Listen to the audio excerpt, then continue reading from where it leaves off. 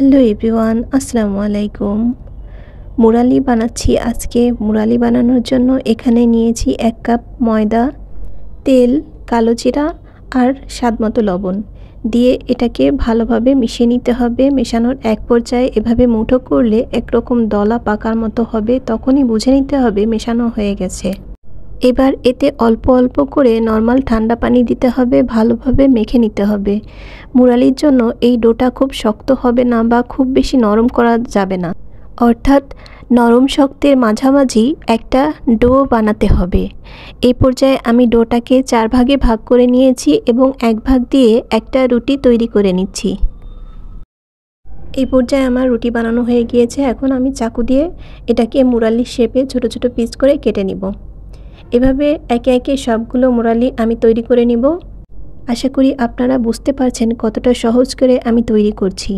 গ্রামে গঞ্জের মেলায় কিংবা হাটে বাজারে খাওয়া মুরালির মতোই তৈরি করছি বিকালের নাস্তা মচমচে মজাদার মুরালিগুলো সব আমি এভাবে একে একে বেলে 4টা রুটি বেলেই আমি 4টা রুটি দিয়েই সবগুলো মুরালি তৈরি করে নেব।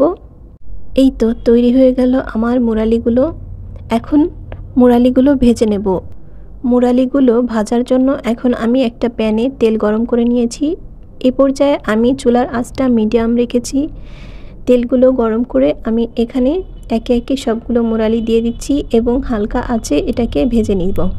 মুরালিগুলোর দুপাশ নেড়ে সুন্দর করে একটা কালার আসা পর্যন্ত এগুলোকে ভাজতে হবে। একে একে সবগুলো মুরালি দিয়ে আমি এখানে হালকা আঁচে সবগুলো মুরালি ভেজে নিচ্ছি। খুবই সহজ আর খুবই মজার একটা রেসিপি। আমি সবসময় চেষ্টা করি আপনাদের সাথে রেসিপিগুলো খুব সহজভাবে শেয়ার করার জন্য। এই তো দেখুন আমার সবগুলো ভাজা হয়ে গিয়েছে। এখন আমি তুলে নিয়েছি এবং একটা সাইডে রেখে আমি এটাকে ঠান্ডা করে নিব। এখন শিরা বানিয়ে নিব। শিরা বানানোর জন্য আমি এখানে নিয়েছি প্যানের মধ্যে অল্প একটু পানি, এর মধ্যে দিয়েছিলাম চিনিটা আমি 2.5 চামচ পরিমাণ চিনি দিয়েছি। চিনিটাকে আমি ভালোভাবে নেড়ে একটা ঘন যখন আঠালো ভাব চলে আসবে তখন আমি এর মধ্যে শিরার মধ্যে মুরালিগুলো দিয়ে দিচ্ছি। অবশ্যই মুরালিগুলো আমি ফ্যানের বাতাসে ঠান্ডা করে নিয়েছি।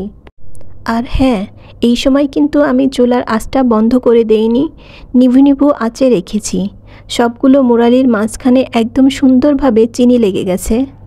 এই পর্যায়ে বুঝে নেবেন মুরালি তৈরি হয়ে গিয়েছে। এই পর্যায়ে পরিবেশন করতে হবে। নামিয়ে কিছুক্ষণ ফ্যানের বাতাসে রেখে দিলেই হয়ে যাবে আমাদের মুরালি।